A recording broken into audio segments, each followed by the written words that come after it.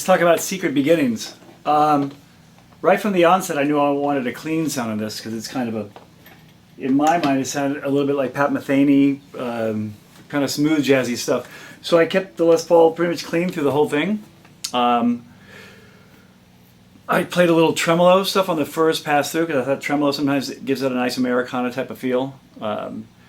Pretty much the song is in B minor, but once again, there's always some tricky changes through these songs they send me that you kind of have to be on the lookout for.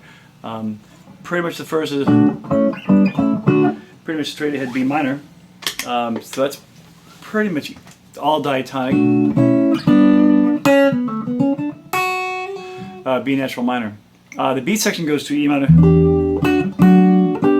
which is still, I'm kind of nailing, once again, I'm nailing arpeggios.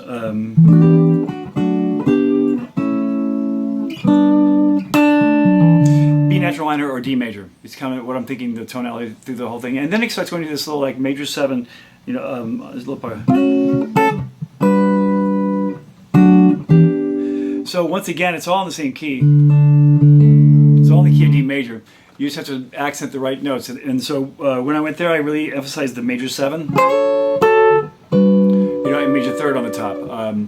If you get into too many weird, you know, 6 and 9s, then you kind of run the risk of pulling too much away from the tonality of the song. So I kind of kept it simple.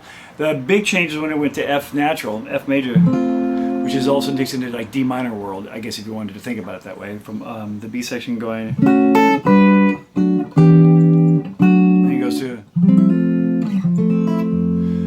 so it changes keys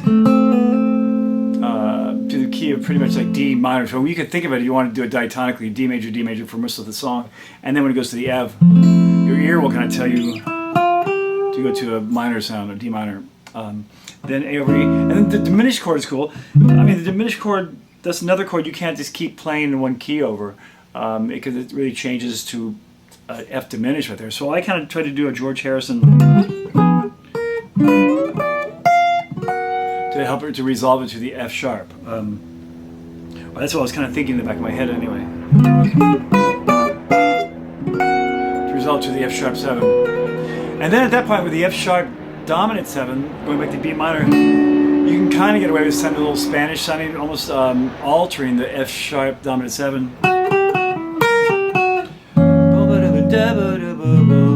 Right?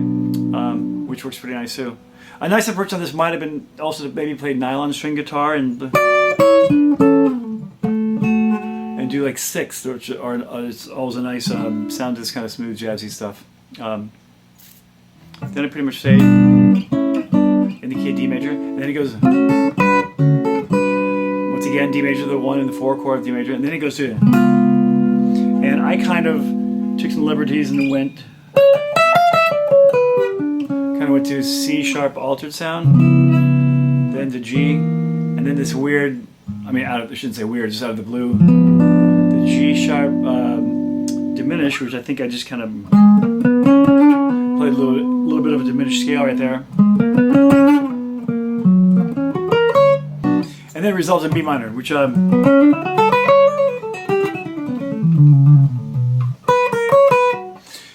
went back to Dorian, pretty much. All minor keys kind of go back to Dorian in my ears, unless they really want like a Phrygian sound or Spanish sounding sound or jazzy sound.